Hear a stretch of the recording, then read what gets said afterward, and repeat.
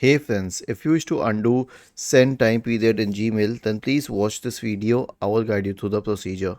So we have Gmail here. All you need to do is click on compose. Let's say that you're sending an email. Okay, test email. Okay, with content as test. So when you send it, you have a short window here which allows you to undo the message. Okay, but how long is this short window? I'll say very short. Why? Let me explain this. Click on settings, select see all settings.